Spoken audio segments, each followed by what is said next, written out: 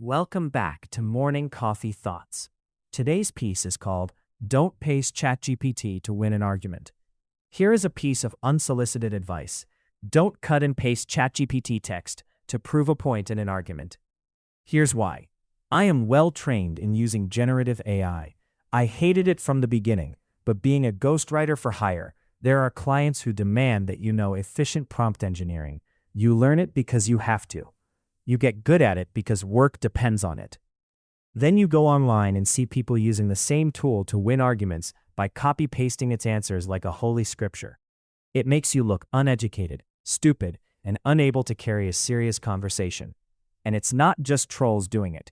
Even good governance advocates, reform-minded professionals, and respected intellectuals are now pasting full ChatGPT responses, logos and all, and treating them like dogma.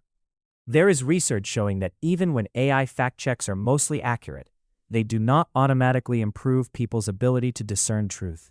In some cases, they even reduce discernment and make people more confident in wrong beliefs. When people with influence overtrust AI, they don't just misinform others, they train everyone watching to lower their standards too. The machine does not know, it just sounds sure. Most people still treat ChatGPT like a smarter Google. It doesn't look up facts in real time. It generates text word by word based on patterns in its training data, predicting what usually comes next in similar sentences, not checking truth against a live database. One explainer put it this way: the model has no internal understanding that the words it strings together refer to anything in the real world. That's why it feels authoritative. The sentences are smooth, the tone is confident. It sounds like someone who has read everything. But fluency is not proof. Every version of ChatGPT has a knowledge cutoff, a date after which it hasn't seen new information in training.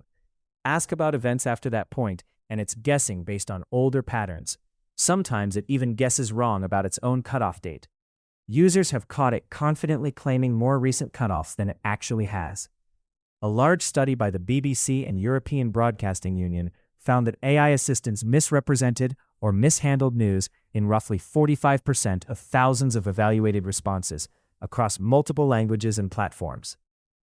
Many answers relied on outdated or incomplete information presented as if it were current. So imagine using that in a Philippine argument. You ask about the ICC in the Philippines, or about the latest tensions in the West Philippine Sea, or about a recent Senate hearing, COA report, or corruption case. If the model's knowledge stops before the latest development, it will still answer. It just won't tell you it's talking about an old reality. You walk into a thread with that answer, thinking you have facts while everyone else is looking at this week's news. Ikaw ang mukhang hindi nagbasa. It folds under pressure or doubles down wrong. There's another problem: how it reacts when challenged.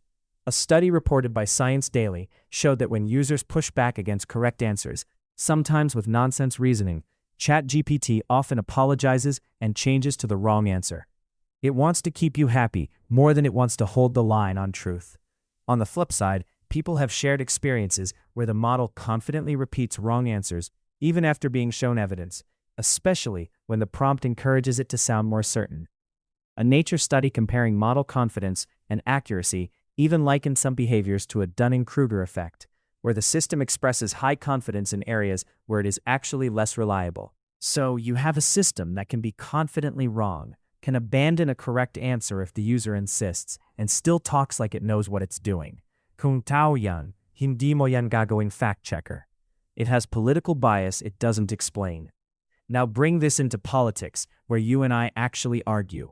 A study from the University of East Anglia found that ChatGPT's political answers showed a consistent left-wing bias, favoring Democrats in the US, Labour in the UK, and Lula's Workers' Party in Brazil. Other work has found that later versions of similar models can lean rightward on certain issues over time. Brookings reviewed ChatGPT's answers and observed that it often leaned left on many political questions and could give different answers to the same question at different times, depending on how the prompt was framed. So the bias isn't stable. It changes with model version, tuning, and phrasing. It invents things and keeps a straight face. In AI jargon, this is called hallucination. In normal language, it's making things up and saying them with a straight face.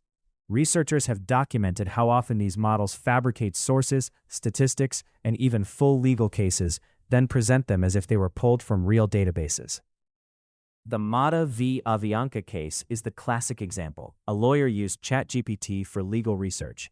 The model produced case citations and quotes that did not exist in any database. The court discovered this and sanctioned the lawyers, ordering them to pay fines and notify the client and affected judges. In other cases, attorneys in the US and abroad have been fined thousands of dollars after filings packed with AI-fabricated case law reached the courts. Kung abogado na nadadali. What more your average Facebook Marites quoting ChatGPT about geopolitics? The model doesn't warn you when it's hallucinating, it just keeps talking.